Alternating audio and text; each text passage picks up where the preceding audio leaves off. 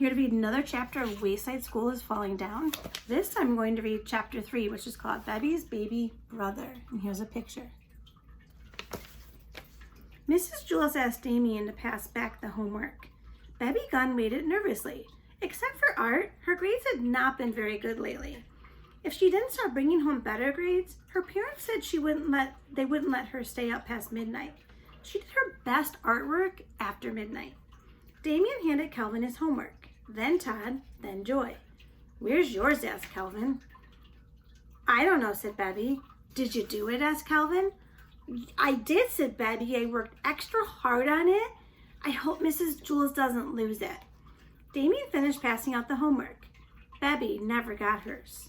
"Bebby, will you please come here?" said Mrs. Jules. She pushed out of her seat, stood up, and nervously walked to Mrs. Jules' desk. "I did my homework, Mrs. Jules," she said. "Really?" "Yes, I know," said Mrs. Jules. She held Bebby's homework in her hand. Whew. Bebby sighed with relief. "I was afraid that you lost it."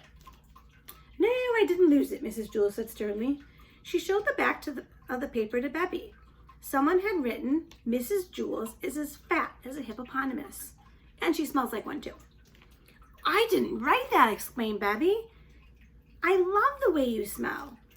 Mrs. Jules smiled. "But if you didn't write it, who did?" "Ray," Bebby instantly replied. "Who's Ray?" "He's my little brother, Ray Gunn. He must have snuck into my room after I was asleep. He's always playing mean tricks on me. He knew how hard I worked on my homework." "Well, we'll show Ray," said Mrs. Jules. She gave Bebby an A+. "There, I don't think he'll try that again." "Thanks," said Bebby. "You may have a Tootsie Roll Pop too," said Mrs. Jules. Bebby took a Tootsie Roll Pop out of the coffee can on Mrs. Jules' desk. Then she returned to her seat. She proudly showed Calvin her A+. The next day, Mrs. Jules asked Damien to hand back another batch of homework. "How come Damien always gets to do everything right, Kathy?" "I'm sorry, Kathy," said Mrs. Jules. "Would you like to pass back the homework?" "No," grumped Kathy. "I'm not your slave." Damien passed out the homework. Again, Bebby didn't get hers. Mrs. Jules called her to her desk. On the back of her homework, someone had written, "Mrs. Jules has a head full of oatmeal, and it leaks out of her ears." "I didn't write it, Bebby." "Ray?" asked Mrs. Jules. Bebby nodded. "Why don't you start checking the back of your homework?" suggested Mrs. Jules.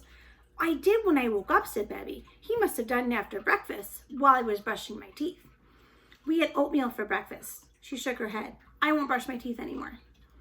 "You have to brush your teeth," said Mrs. Jules.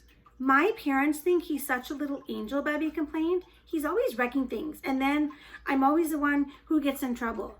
Why can't you be more like Ray, they say. Yesterday, he threw all my underwear out the window. Then my mother yelled at me for it. She wouldn't believe that her little darling son would do something like that." Mrs. Jules gave Bebby another A+ and another Tootsie Roll Pop. For Friday, everyone had to write a report and read it to the class. Bebby wrote her report about George Washington. She stood at the front of the room and read it out loud. "George Washington never told a lie, not like Mrs. Jules. She lies all the time. That's why her nose is so big, and she snores when she sleeps, so Mr. Jules has to wear earplugs." Everyone was laughing. Bebby stopped reading.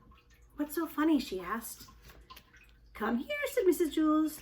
Bebby shrugged and walked to Mrs. Jules' desk. Mrs. Jules showed her what she had just read. "Did I just read that out loud?" Bebby asked. Mrs. Jules nodded. "I was just reading it," Bebby explained. "I wasn't listening." "It was Ray again, wasn't it?" asked Mrs. Jules. "Had to be," said Bebby. "Yesterday he put toothpaste on my socks. Then my mother got mad at me for making a mess and wasting toothpaste." Bebby got an A+ on her report and another Tootsie Roll Pop. After school, Mrs. Jules called Bebby's mother on the phone. "Hello, Mrs. Gunn. This is Mrs. Jules from Wayside School." "What's Bebby done now?" asked Mrs. Gunn. "Bebby hasn't done anything wrong," said Mrs. Jules. "She's a wonderful girl." "Well, that's a surprise," said Mrs. Gunn. "She's always causing trouble at home." "I wanted to talk to you about that," said Mrs. Jules. "I think you're being unfair to Bebby. I think she often gets into trouble when really Ray is to blame." "Ray?" asked Mrs. Gunn. Yes, I know you think he's a perfect angel, said Mrs. Jules, but some children can be angels on the outside and devils underneath. Yes, that sounds like Bebby, said Mrs. Gunn. Oh, I'm not talking about Bebby, I'm talking about Ray. Ray? Asked Bebby's mother. Who's Ray? So, did Bebby make it up that whole time? Her mom doesn't even know who Ray is. That's quite a storyteller. Her next chapter is chapter 4 called Homework.